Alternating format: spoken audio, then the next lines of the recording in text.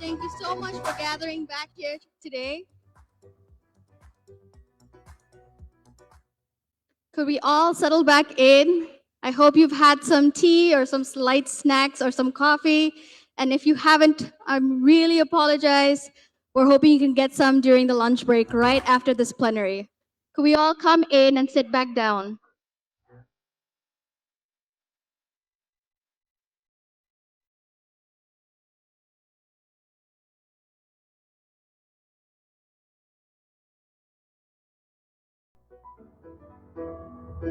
All right, awesome. Without further ado, I'm super excited to announce our next and first plenary. We are now moving into healing our fractured world, the role of social business. In times of division, social business offers something different, a pathway built on shared prosperity and peace. This conversation will bring together global leaders and development, environment, and social businesses. This conversation will bring together leaders from development, environment, social businesses to explore how we can heal fractured communities. Let me announce the amazing speaker lineup that we have for this plenary. First up, we have the visionary whose idea changed billions of lives, returns to address us.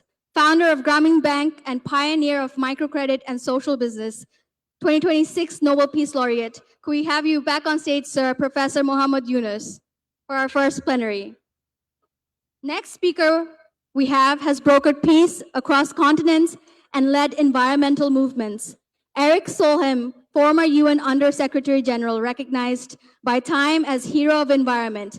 Please welcome Eric Solheim to stage as well. Could we have a round of applause, please? Next up, with 25 years of work at People-Planet Interface across Africa and Asia, Carol Gibnow has seen firsthand how regenerative economics and social justice must move together. The director of the Doan Foundation, please welcome Ms. Carol Gribnow. And joining us online, a former president of Ireland, a champion of human rights and climate justice. Her work across Africa, climate diplomacy, and women's leadership demonstrates that fractured worlds heal when women are at the center. Please welcome Mary Robinson online.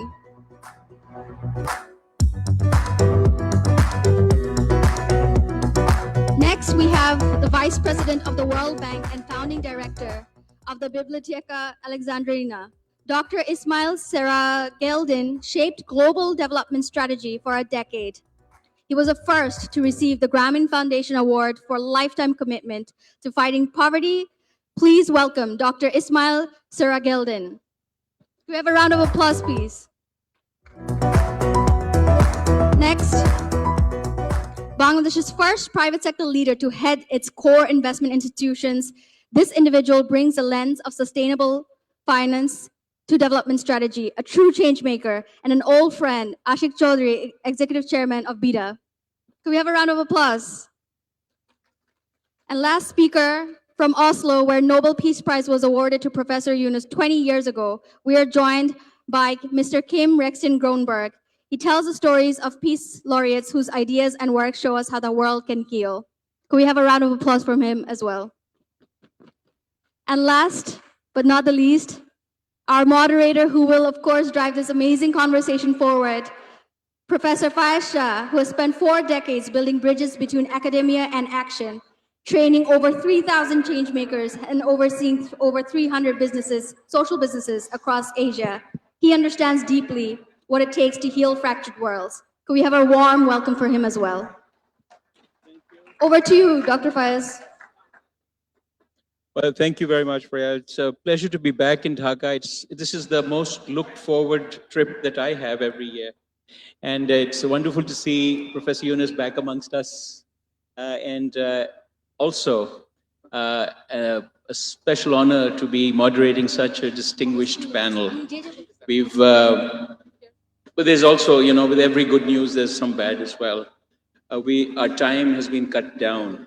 So what I would like to request each of our panelists is that, I may sound a bit rude when I cut you off. Please forgive me in advance. Um, this kind of a panel is quite a pace-setting panel for us. Every year, the theme of the conference is outlined in this panel. So it's a very important panel for all of us. We've been looking forward to this, and I hope that you will make the best of this panel. We also have certain concerns about how the world is now literally spinning out of control, how we are faced with so many different challenges that perhaps the world may not have faced before. So when as we move forward, I'd like to introduce a couple of thoughts. I'm used to standing up and speaking, so please forgive me if I, fidget a little bit. Before I go on to introduce the panel, which of course you already are familiar with, I'd like to make like a point or two about fractures and healing. As a physician, when somebody talks to me about fractures, I see x-rays with broken bones. But what you actually understand from fractures is that there are 4 characteristics of a fracture. 1, it's painful. 2, it creates deformities. 3, it needs to be reset because it loses function. And 4, it causes considerable discomfort. If you look at society now, these signs of fracture are apparent. We are paining, we are broken, we suffer disfigurement, and we are losing social functions as we go. The other part of the good part is that there is a healing process also for fractures. One thing that we do always is we immobilize, we stanch, we stop further deterioration by building protective barriers around the fracture. You've seen casts, you've people walking around with things suspended along their necks. You also do, sometimes you need to restore, which is where sometimes you drive nails and plates and rods into people's bones. And the third thing you do is you restore. Traction, bed rest, immobilization, and give people time to heal because there is that need. And finally, we rehabilitate. Limbs grow weak after trauma, after fractures. Sometimes they deform. Sometimes they need to be fixed again. We need to rehab. And really the last part is sometimes if the fracture is so bad that it can't be repaired, we have to resect. We need to cut the limb off and let the stump heal. So I'd like to leave these thoughts with you as we project into our next questions, which is where the meat of the program is. But this metaphor, I thought, would be useful for us as we proceed through our discussions about a fractured world and how social business, connectivity, social capital, and the work that the Grameen family does across the world can actually be a healing balm. But first things first, introduction to this distinguished panel. We have with us one of our panelists online, and the others are all here in front of you. So our first, of course, is Professor Yunus, our leading light and mentor, who we've all had the privilege of literally following through some of the most interesting challenges, and I'm using the word interesting in a Chinese context. So after that, we have other panelists which will feature in some of the other discussions as well. We also have President Mary Robinson online, and there's going to be a quick introduction to each of them as we pose them questions. But the first question is going to go to Professor Yunus. And as you know, the whole idea of social business, this blending of wealth creation with targeted wealth spending has become a global phenomenon, and we all buy into that. So my first question, sir, is to you. 50 years into after the Nobel Prize, what lessons would you share about the greatest threats to social cohesion and global peace, like a 50-year perspective? There is a microphone, I think. Yeah. Thank you. I will just go back and repeat a little bit referring to my bonsai story. Because all things happens because something in the framework we did wrong. It's not because something we immediately made one decision or other decision. That's not what it is. So we have to go back and search to the framework that we have.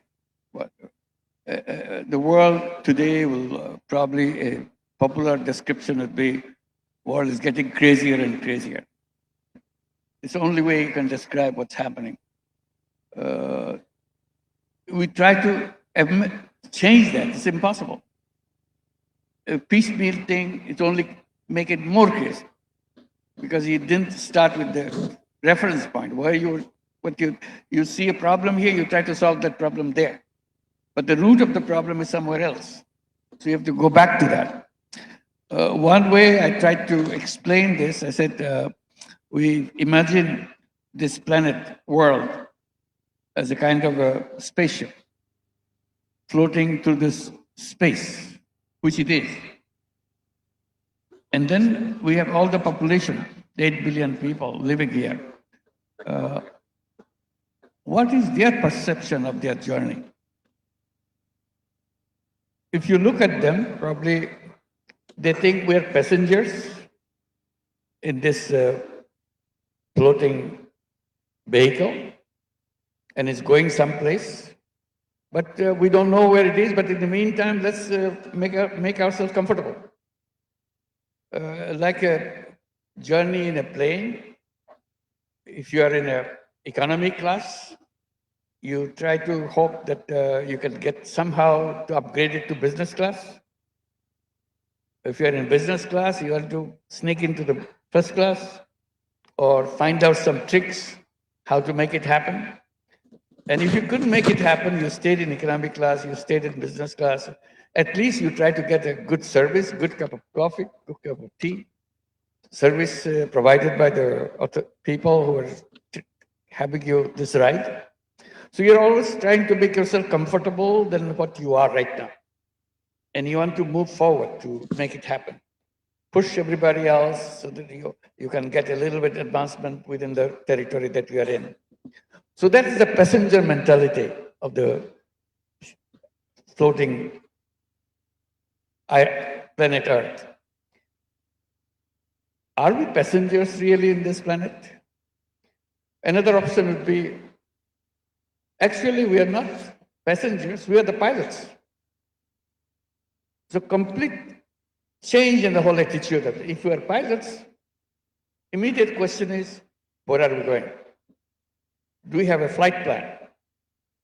Do we know about weather?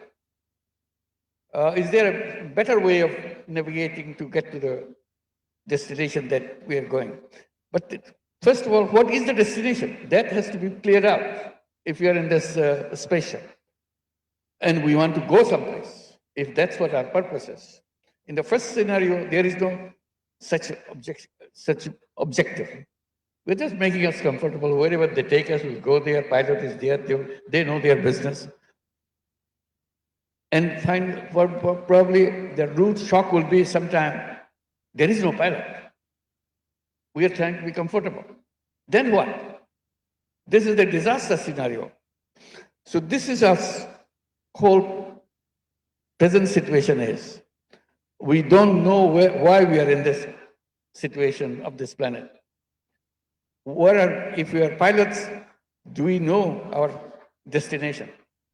Have we agreed on this? Or there is a diverse opinion of the destination. Some say, let's go there. Some say, let's go there. So we have no agreement on that. And we are fighting with each other about it. And can you figure out a flight plan out of this?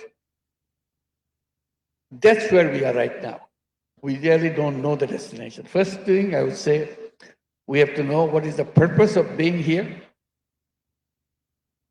And if we know the purpose, how do we achieve that purpose?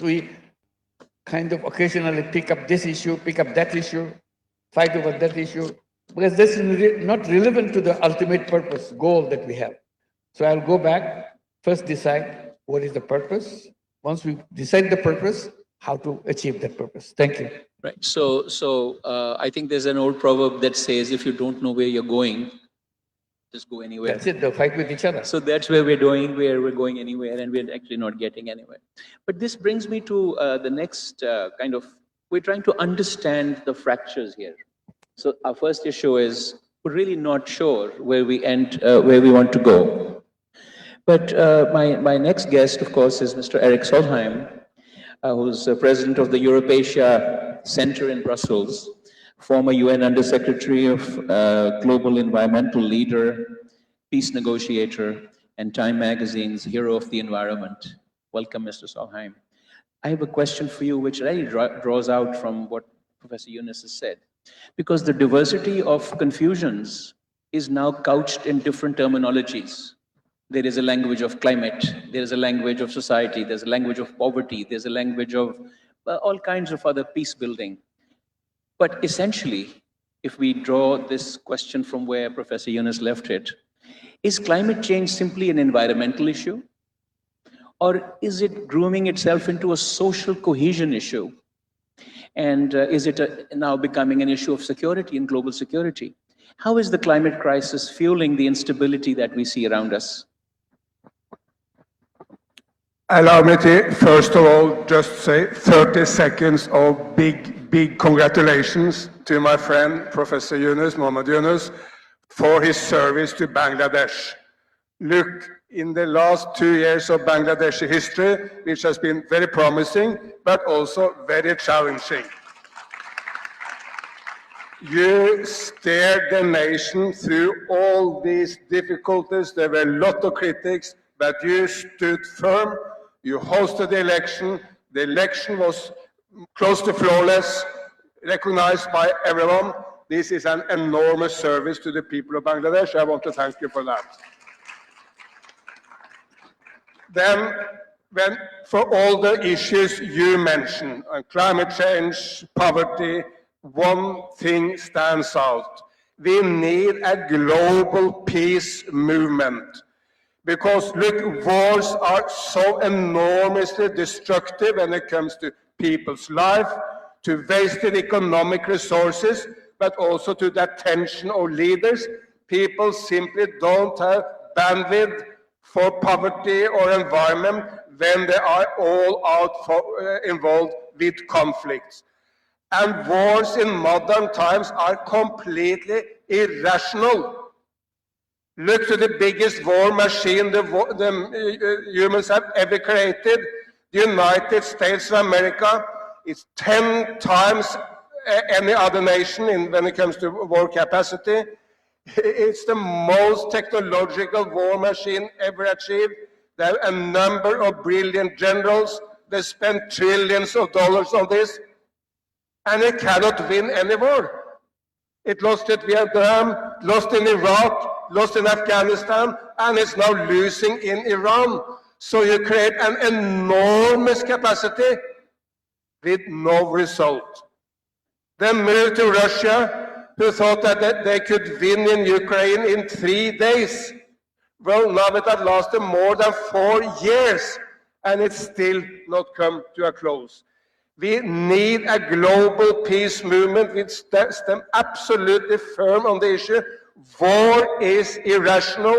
All we want to see in this world on climate, environment, uplifting of people, health, education, the main hindrance for this is that wars distracts our attention and our resources. So let's stop wars as the number one. Great. And you know, the interesting part about that is we all say war is irrational.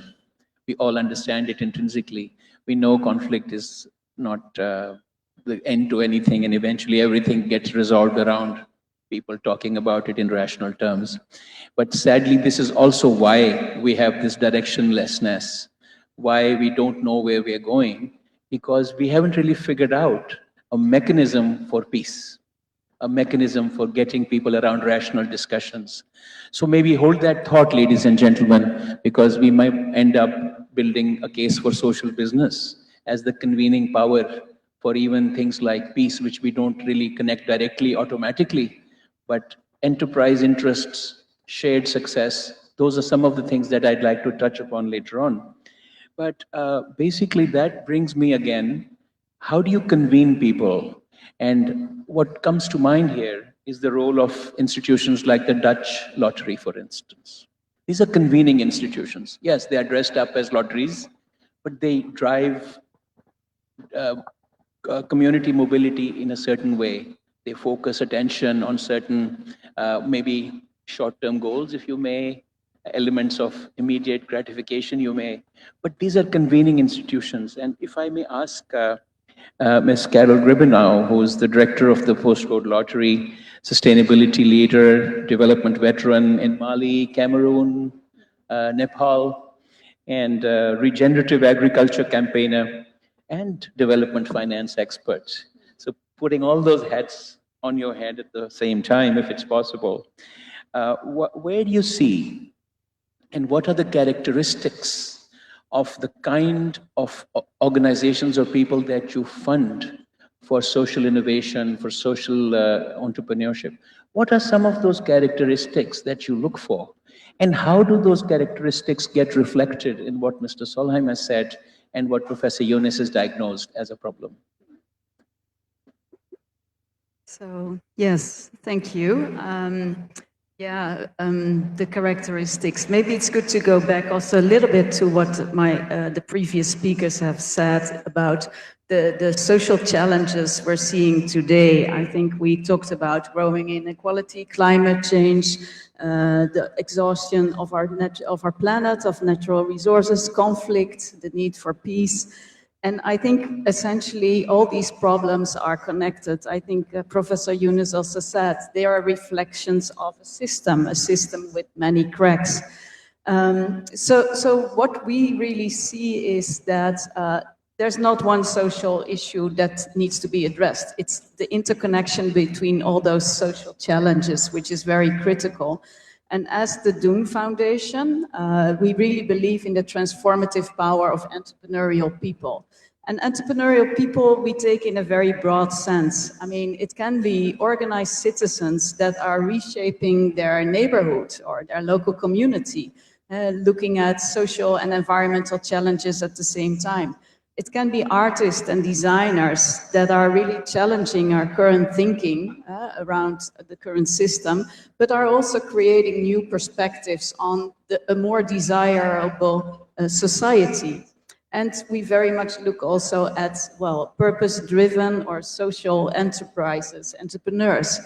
We really see them as pioneers that are really at the forefront of driving this transformation towards a better, a more inclusive, a more healthy society. Talking about the characteristics of these people, I think I've picked out three. I think one is, first of all, having a very clear purpose. There is, with all of them, a very strong desire to change. It's not about solving a problem, indeed, it's really about changing society, changing the underlying systems for the better. Some of the previous speakers also talked about imagination. I think, or as Doen, we really believe that imagination is very important because you need to think differently. You need to be able to think about different kinds of services, organizations, collaborations, and whatsoever. So imagination is very critical. And then next, it's about really taking concrete action, but also perseverance, because it's all these pioneers are developing alternatives that, and by doing so, they're really fighting against the current. They're fighting against the current system. So it really takes a lot of perseverance for all of them to sustain. And I think, yeah, I think you mentioned the lottery, which is also very interesting to mention, is that the Postcode Lottery Group as such is a social enterprise. It was started by people who saw the challenges by civil society, the lack of funding, of stable funding for civil society. And they developed this crazy idea of developing a lottery to generate funds for civil society organizations. So the lottery in itself is very successful. I mean, in its 35 years of existence, it raised 15 billion euro for civil society organizations across the globe. And I think it's a very nice example of how a very crazy idea, a very bold idea, developed over time into a very large enterprise. Right. Well, thank you for that. So, but at the same time, as you said, the three characteristics that you mentioned are also ways of finding direction, because these are the pole stars that you bid on. The people with purpose, the people with action, entrepreneurial spirit are actually the leaders that other people will follow. So I think that's the formula that we may need to perhaps explore a little bit more, as Grameen has.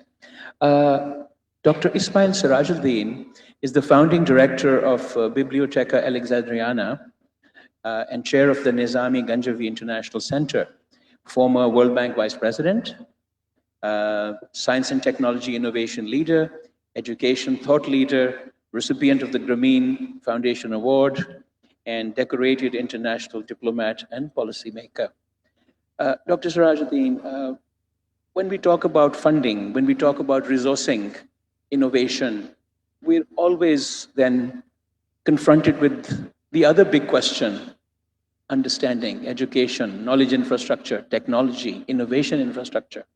With your experience, we've seen that technical advancements have always occurred at times of social disruption. There's a war, a new technology comes out. There's an epidemic, another one comes out. So social disruptions are mapped very closely to actually technical advancements. What social upheavals do you think are imminent that will see the next big transformations in society?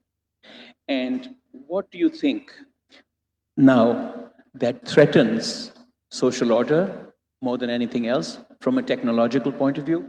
And what do you think will shape the future of human peace and development?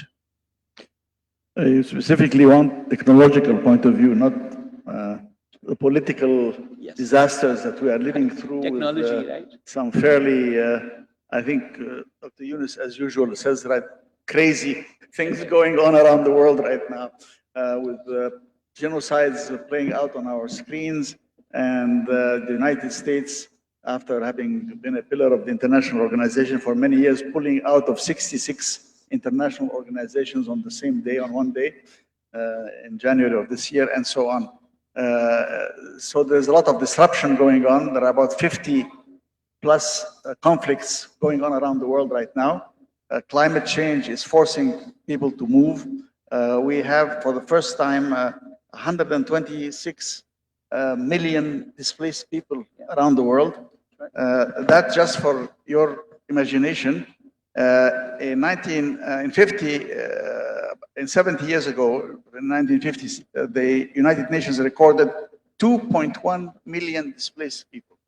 That was after World War II, only 2.1. Now we have 126, so over 60 times more disrupted people who have no livelihoods and so on. I believe that technology right now is on the cusp of an enormous transformation, probably the greatest transformation we've ever seen in the history of technology in the world, because of the speed and the scope and the pace at which it's happening. It's not just artificial intelligence, which is by itself enormous, but there's also an enormous transformation in the new biology. The ability to manipulate and edit the genes of organisms in ways that couldn't be done before, and all sorts of other things that are associated with that, as well as, of course, the communications and technology that we know. And the result of that is going to be a huge disruption in the employment structures in society, because so many of the jobs are going to, the conventional jobs are going to disappear. An enormous challenge to the education systems that considered it their job to prepare somebody for a good employment function, saying them, we are training our graduates to be disciplined, to do repetitive work, boring repetitive work effectively, and to take instructions from an authority figure. And we give them a certification for that. We don't train them to be entrepreneurs. We don't train them to really care about society and their neighbors.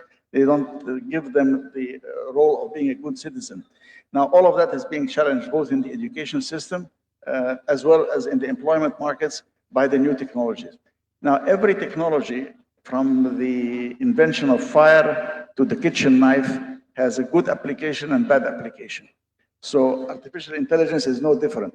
But it does open up possibilities for things that couldn't happen before. And I believe that a younger generation of young entrepreneurs who are born into this digital world, who have enormous capacity to cope with the possibilities of that, can harness these new technologies in ways that we can barely imagine today. Already we have seen some telemedicine, we have seen some improvements in a lot of things, but the possibilities are great. And thus, I think, in this case, yes, we are going through a huge disruption. The old order is on its way out. It will die. The future is being invented right now in the future, in the crucible of our minds when we imagine what is possible. And it is important, therefore, that we have gatherings like this around the world and others join us so that we can get inspired by visionaries like Dr. Yunus. He inspired me, I must say, back in the 1980s and 90s. We worked together in an enormous transformation at the time. And we owe that also to the Secretary General of the UN at the time, because it was Boutros Ghali who said, he presided over 7 summits, but the most important thing he said, he put out a paper for the UN saying, there can be no peace without development. And that development has to be sustainable. And sustainable means not just environmental, but also socially sustainable. Yet, we witness the gap is growing between the rich and the poor. The excesses of the rich are unlimited. I mean, I just was giving a lecture about water recently with 4.6 billion people who have no access to sanitation, 2.5 billion who have no access to water, clean water. What do the super rich do? You can buy, if you want, a solid gold toilet. Oh, and if that's not good enough for you, we have a diamond encrusted model. And I showed the picture with the price tags on them for those who want them.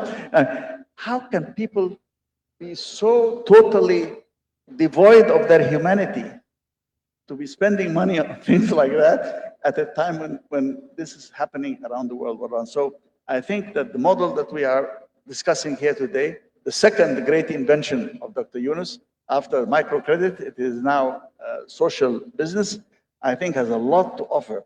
And the younger people will do it.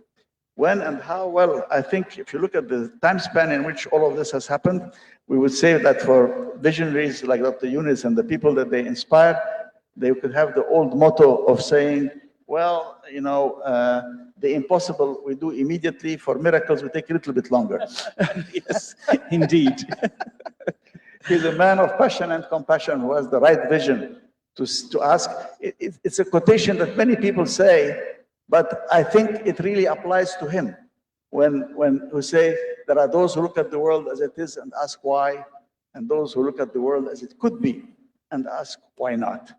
And I think we need more of that. And I'm happy to see that a networking effort is going on to link people from all countries, right-meaning people from all countries, to do the kinds of changes that will bring about a more profound transformation in the meaning of development, as well as in the stability of countries and the possibility of international collaboration. Thank you so much. This is becoming an interesting conversation. You know, each of our panelists would actually deserve an hour on their own. And I would love to have that 1 hour with each of you. But time, I'm getting signals. But one thing that we find is that there is disconnect with interconnectedness. So information technology, we think, is connecting people, but actually it's disconnecting people. We think it's sensitizing people, but it's desensitizing people. We think often that it's helping people overcome larger problems. Actually, for some, it's creating even bigger problems. And this is the problem of the digital divide. People who are on the right side of the digital divide, everything looks good. Money making is easy, healthcare is easy, and they are able to unify around issues much more easily. But the disruption that we are also creating as a consequence is the bigger issue, which technology seems to completely bypass, right? And this disparity is also perhaps connected very closely to the inequality that we see. And women and children seem to be the biggest victims of this inequality. So I don't know if that is a logical conclusion that I've tried to draw, but it does make sense that the disconnectedness, the inequality, etc., has particular victims. And those are women and children more predominantly. Which is what brings me to our next panelist, President Mary Robinson, President of Ireland 1990 to 97, co-founder of the Dandelion Project, climate justice champion, transformational leader, UN diplomat at the highest level, driver of the Paris Agreement, jurist, stateswoman, and of course, global influencer. We're delighted to have you, although I would have loved to shake your hand, President, but what the heck, this is the next best thing. The question that springs from this discussion around disparities in women. Women have been recognized, of course, for their participation in peace building, reconstruction, as social impactors, as businesswomen at the micro level. How can increased participation of women in building connectedness through enterprise models, social businesses, reduce vulnerabilities? We've tried this a few times in different ways. And how can we do it in a way that no one is left behind? Thank you. I'd like to say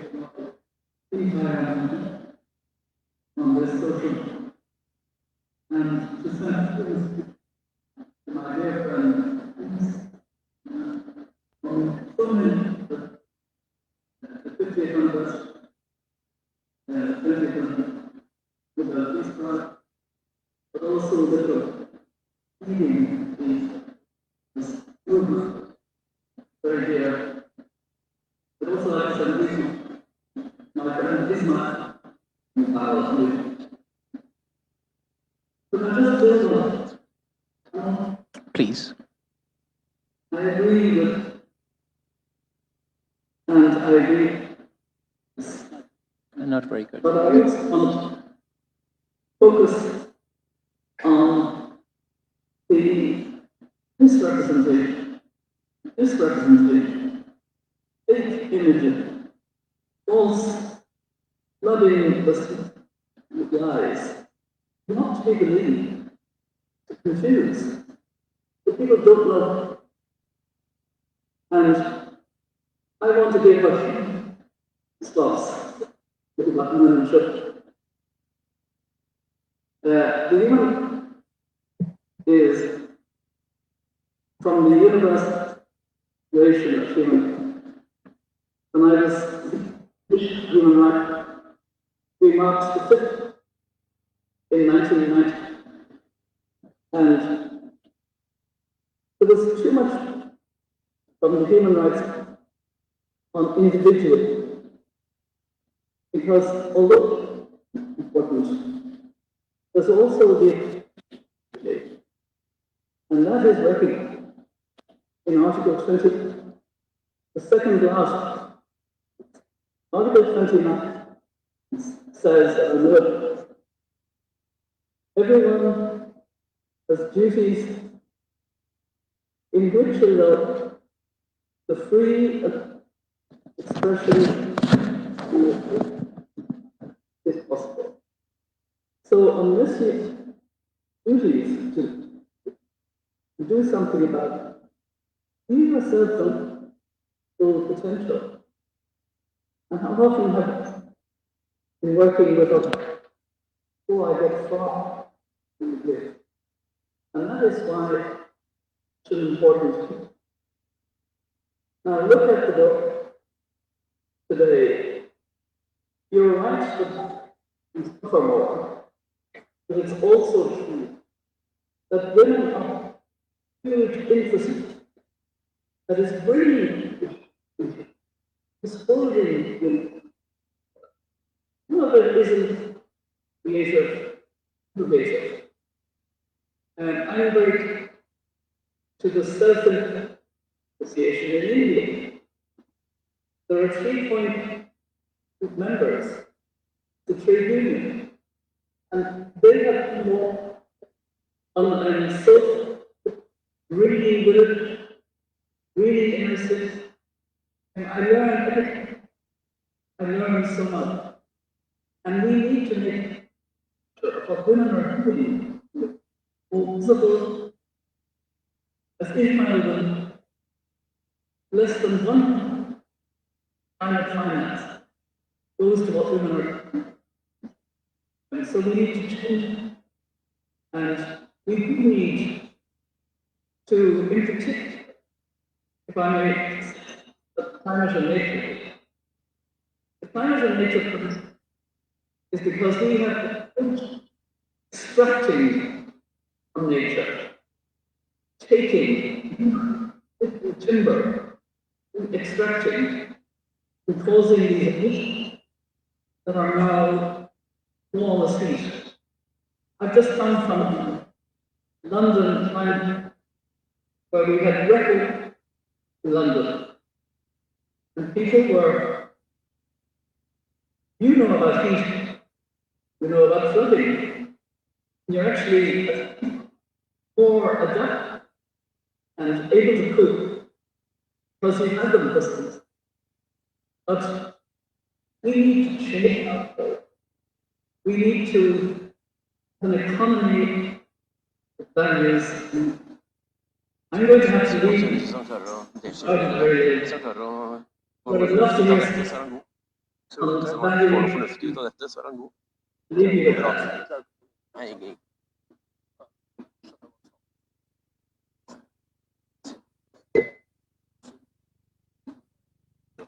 Well, thank you.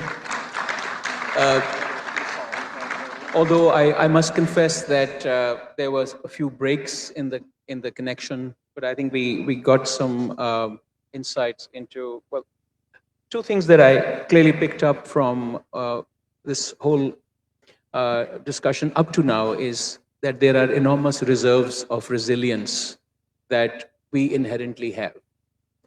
But let's move on to the next segment on this, and we're trying to telescope time as well.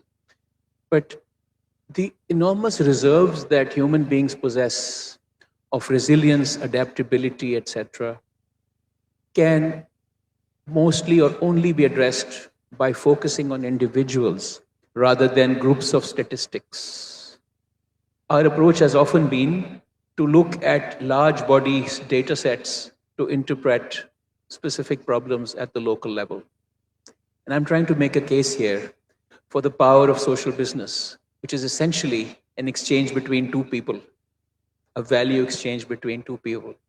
And it really drills down right to the human condition at the lowest level. So as we proceed into understanding social business as the language of peace and harmony, I'd like to return to Professor Yunus and ask him, so your very famous quote is that people are by nature entrepreneurs. They are by nature job creators. How does social business, in your view and your experience of all these years, actually help unleash this potential of being creative entrepreneurs? And what are the most remarkable and consistent qualities, sir, that you have seen in people that you have invested in as successful social business entrepreneurs? Oh, sorry. This microphone is terrible. Yeah, so maybe I can just briefly repeat again, if that's okay. Yeah. Right. So you always said that. Who's the question addressed to? To Professor Yunus. Professor, I thought. So I was saying, sir, you've always said that people are born entrepreneurs and they are born as job creators. And then this morning's example of the bonsai.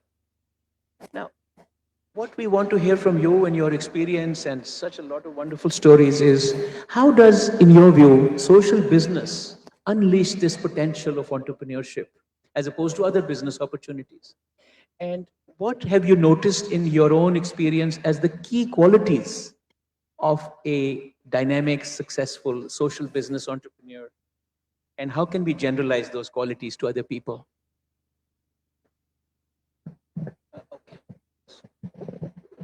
One is the technology of it, another is philosophy of it. On the philosophy side, you're deciding this is what your objective is, and this is what you want to achieve, and you have a broad idea of how to design your business. And the technology comes how to make it happen. So for one part, they'll be just like any other business.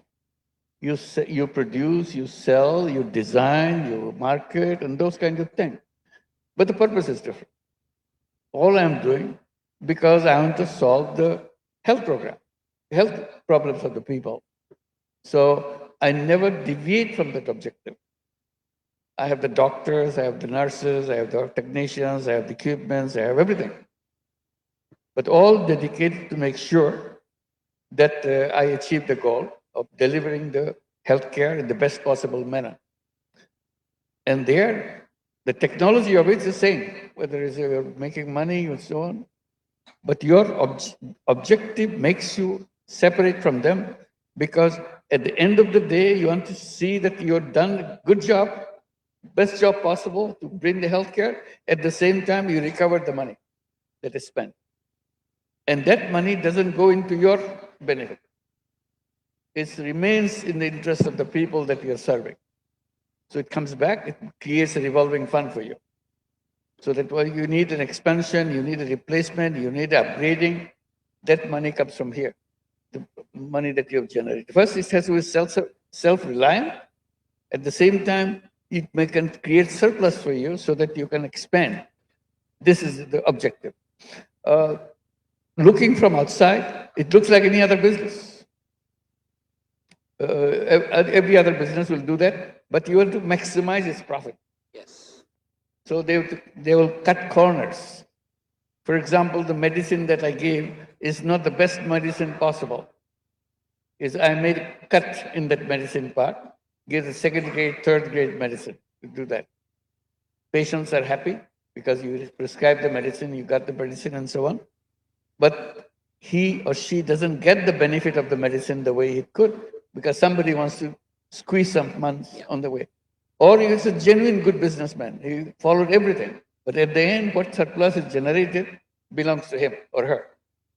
It's not something that I will re-employ that money to benefit that. I may look for smaller margin. I may look for a bigger margin for myself. That's my territory of decision making, what I want. So I would say there is similarity on the surface, but the inner part of it is completely different. You're challenging the what? Why I'm buying this equipment? I can make it simplest edition of that equipment. They made it complicated so that they can make money out of it. So your mind is now, you're providing the health service, but at the same time, you are making sure that your equipment that you're buying is also part of this game. So I look into it, how to make this equipment in a social business way.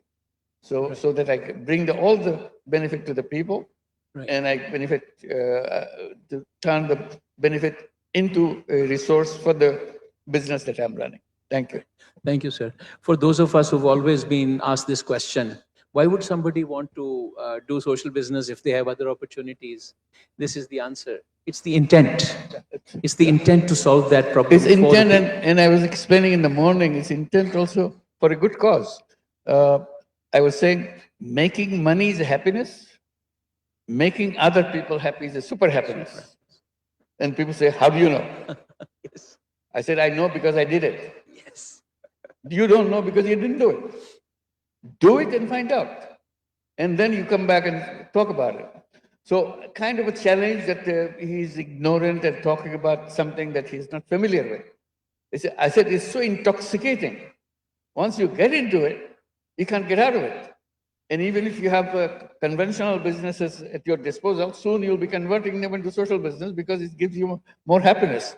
Feeling so good that you did something nobody ever did, anybody ever did that for the people that you serve.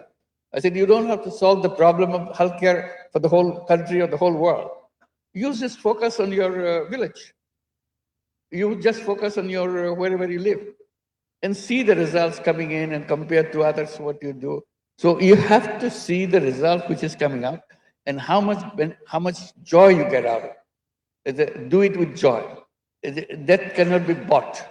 It's not something that you weigh with money, that I made $1 billion is worth so much in your unit of joy or something like that. It is inside it, the pleasure that you feel. You are relevant to the people. You're relevant to the creation around you. So that's the important thing for understanding the social business itself. So this is the power that unleashes this idea of getting the super happiness. Super happiness. Unleashes the power of social business. Absolutely. Thank Wonderful. you. But this puts us in a kind of interesting place, Mr. Chaudhary, because we're going to talk about social finance and governments and all this other stuff. Mr. Ashik Harun Chaudhary is the executive chair of the Bangladesh Investment Development Authority. You're also the chair of the Bangladesh Public-Private Partnership Authority and the Mahesh Khali Integrated Development Authority. That's a lot of government/development work that we see. You are a minister of state today, a corporate leader, an investment banker, sustainable finance expert, record-setting skydiver, and aviator. So, I mean, do I have one person in this chair or what? How many people are you? So, but today we want to ask you about your role as a government facilitator, as somebody who commands authority over policy, over sustainable finance, over how government includes and excludes aspiring social business people. So the question that I'd like to put to you is, how can governments, and in your role as transformational government leaders and investment promotion agencies, incentivize social innovation for social business by creating concrete ecosystem changes? And a subsidiary to that is, will it be possible for a government, with all its constrictions and its policy straddles, to actually create an ecosystem where social business can be actually mainstreamed in policy practice and incentives? Thank you.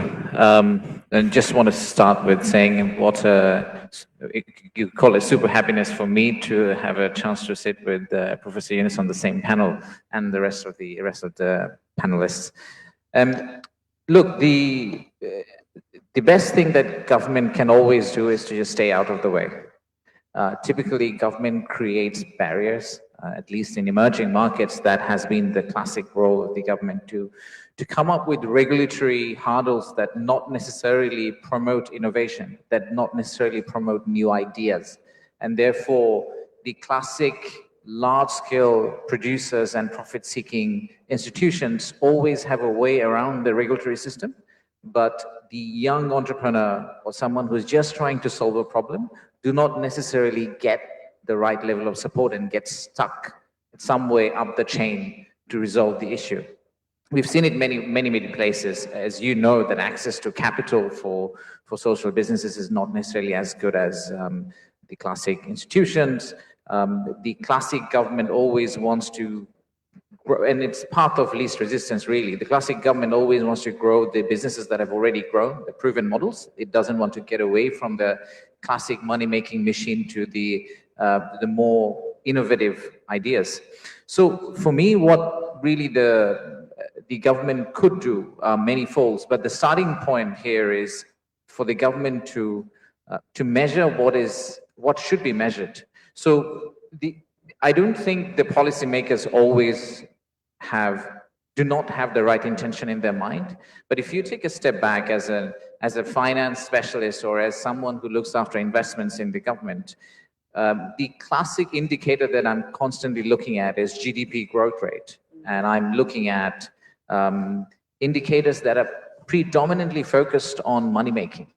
But I'm not looking at youth employment. I'm not looking at the diversification of businesses across my country, how the economic growth centers are spread across the country.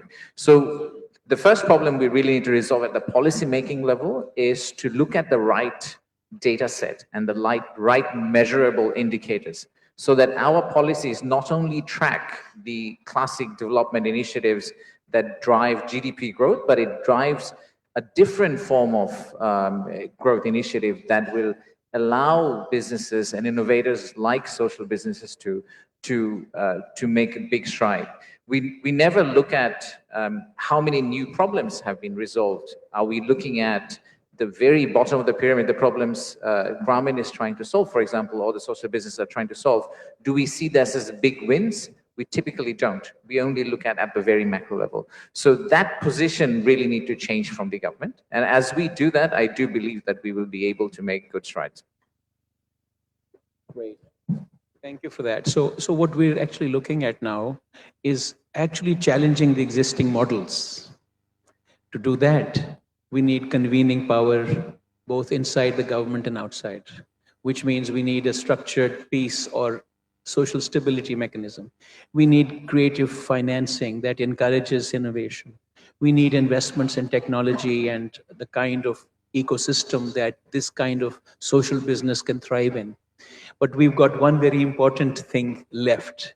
How do we talk about it?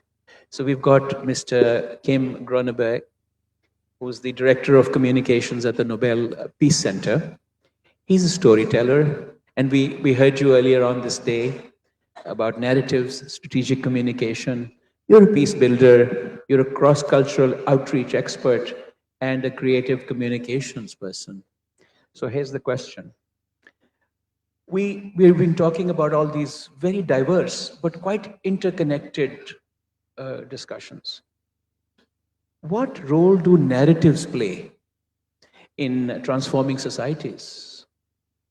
And how can peace building or healing approaches contribute to narrative building in a positive way so that they can actually support these alternatives that we are talking about, these parallel universe that we are trying to create in supporting social businesses and enterprise-led development? Any tips from your experience? Well, thank you. Well, I think people in general love to tell stories. We've been doing it around bonfires, and we've been doing it on stage today. And in any good story, we need a hero. And I feel that one of the most impactful things for me today was to listen to the three learners, the borrowers on stage today who talked about their stories. And that just shows impact, and that gives inspiration and hope to everyone in this room. So I think we need to continue telling those stories, positive stories. But that is difficult because we know that conflict and hate unfortunately travels faster digitally than facts. So we need free press. We need to safeguard our information system. And we need to educate our youth to be able to disagree together, to listen to someone else's opinion without walking away. So I think all of these elements are very important. Unfortunately, the Nobel Peace Prize is full of stories like this. So this is something we try to do at the Peace Center. And we have 125 years of people who have changed the world. And we have one here today. So being here gives me more inspiration to go back to Oslo and to tell all the visitors that we have there, both physically and online, that look up to these people rather than the influencers that pop up in your Instagram feed. And maybe even though the World Cup is great to watch, and there are some great role models in football, I think the greatest role models is to be found in the Peace Prize history and in the borrowers on stage here today, and we should look elsewhere for positive role models. Great. Well, thank you. Role models. So we are now exactly 45 minutes into the session. I would like to leave it, slightly flexible so you can ask questions. But allow me to quickly try to see what we have grabbed out of this. So what was the question? How do we heal fractures in society? Here is the wisdom that we have shared. We need to convene for healing or peace. We need to free communications and drop the digital or otherwise divides in society. We need to measure correctly what we are measuring and then use that for decision making. We need to create an alternative, usable universe for people who want to actually break out of the existing system. We can't dismantle the system, as Professor Yunus said. But we can create an alternative where people will drive or vote with their feet and populate over time. We need to create heroes and champions and people who will take small actions but meaningful actions to build the social business movement and heal society. We need to tell the stories and we need to highlight what suffering or pain or lessons they have. And we need to finally build intent. The only thing that we haven't done or said so far in like global dialogues is building intent. And all the things that this panel has indicated to us should actually converge into an intent building thing. If we intend to do something, as Professor Yunus said, time will be on our side. People will be on our side, and we will shift the wind. So thanks. You probably noticed, dear panel, that I've telescoped your questions into one.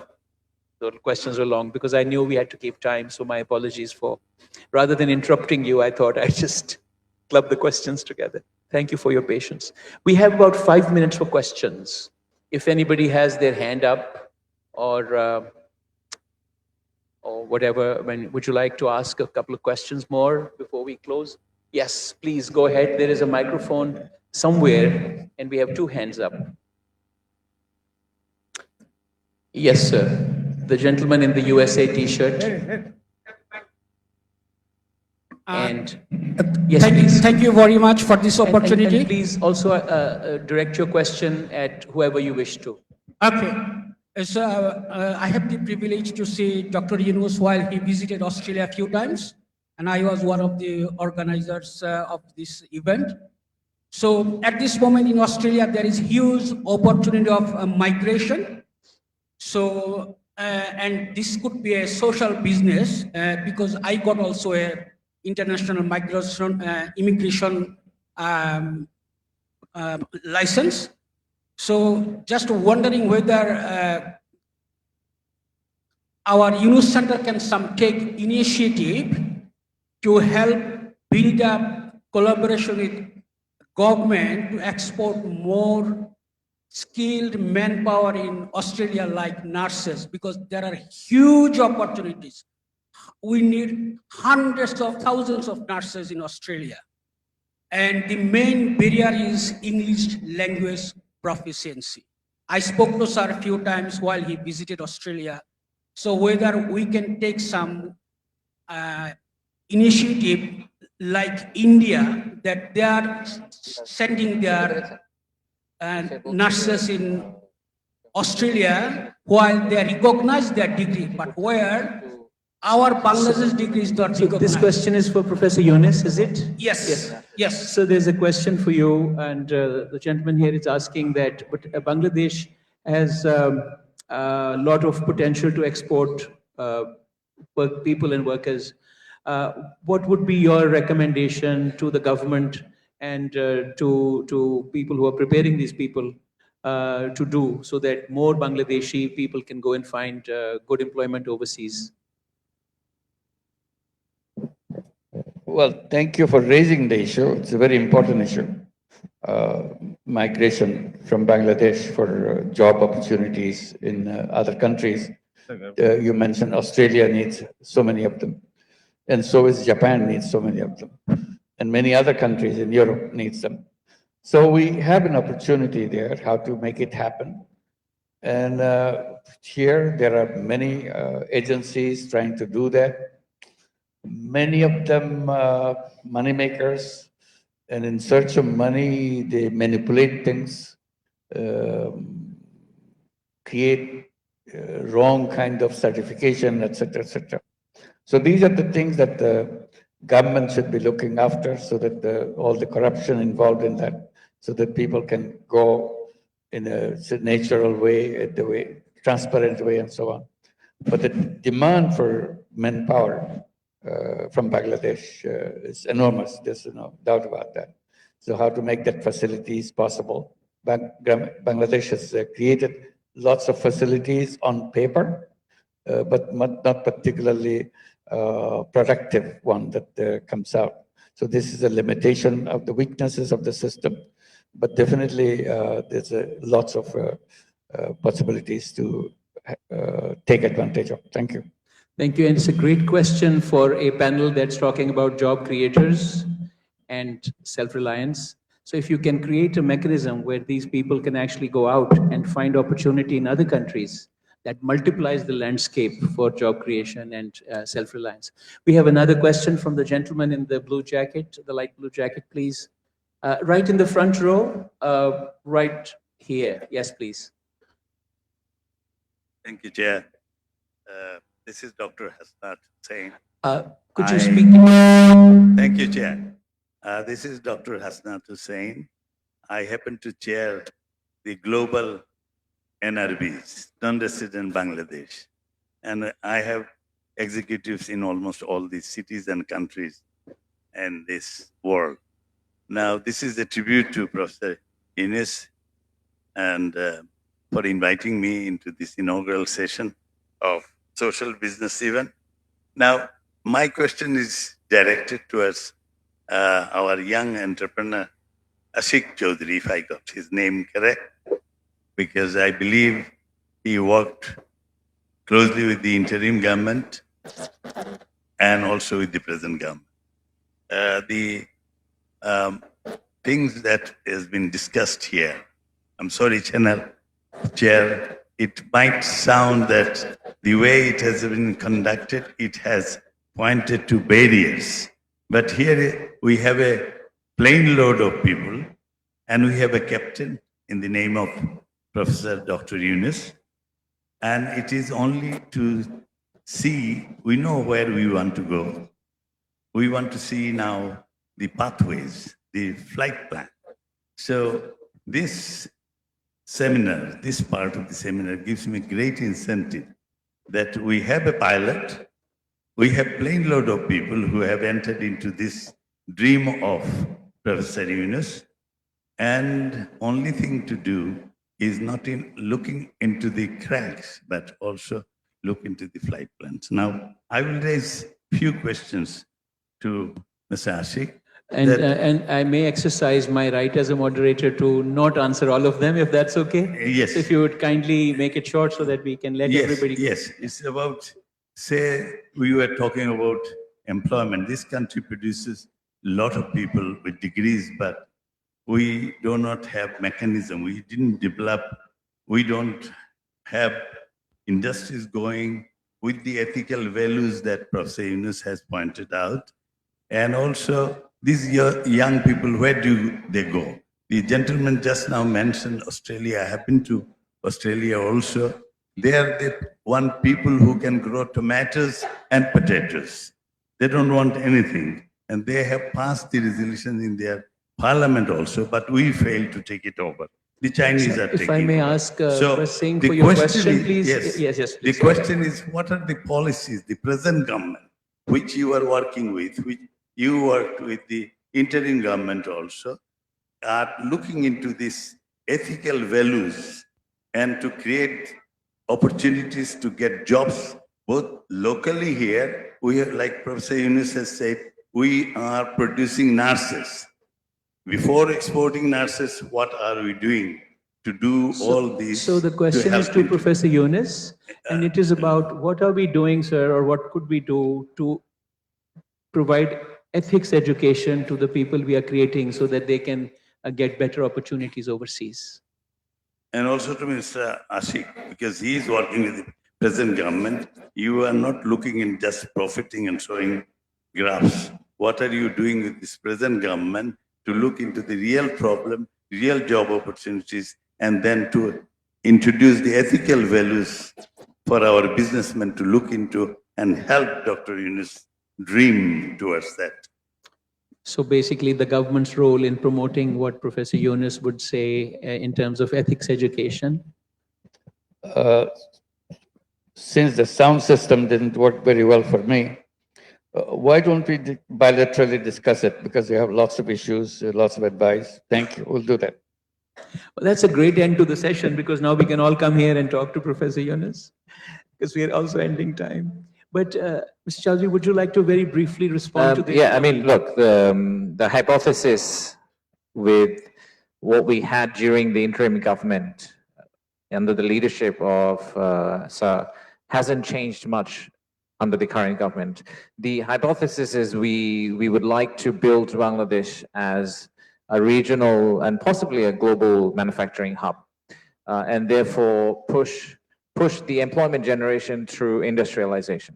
Industrialization that is driven by high human intensive industries. So all the policies that you will see that we kind of started to design during last government's period, and we've tailored it slightly more given it's a political government, are very focused on those specific issues. So be it making sure that we have the right industrial parks, be it making sure that we upskill the existing resources so that they're able to join the workforce. The education system itself needs to be tweaked slightly to make sure that they have the right set of skills instead of just classic literature. So that's what we're trying to do now. That's our ambition. And I genuinely believe that if the machinery behaves the right way it should, and if you all support us, we should be able to get that at some point. Thank you. Thank you. But in a kind of a larger context, the way social business is described and practiced and demonstrated by the Grameen family is actually a countermeasure for producing, assembly line workers, or what we call, just photocopy students, who have a certificate but don't really have anything that they can build their own lives with. In some ways, the answer may not be this, but the larger question of channeling resources is actually channeling resources to self-reliant careers. That is the message. And if we are self-reliant, the conflict in society will become distant. Our own problems, aspirations, and goals will become prominent and predominant, and peace will prevail. I would like to end this session way behind time, but I really wanted to go on and listen more. But there's other speakers whose time we are now getting into. And of course, there's lunch in the way. So thank you very much, ladies and gentlemen, for making this session a vibrant one. I'd particularly like to thank you, Sir Professor Yunus, and all the distinguished, esteemed panelists for making time. And I know we should have at least a session that covers in more detail and greater texture some of these very strongly felt issues. But thank you for making time. And if I've not addressed any of those questions, these guys are going to make a beeline for you and ask. So I'm going to run away now and let you be at the mercy of everybody else's questions after. Thank you so much. There's a photograph after this, and then we're done. Thank you so much once again, ladies and gentlemen.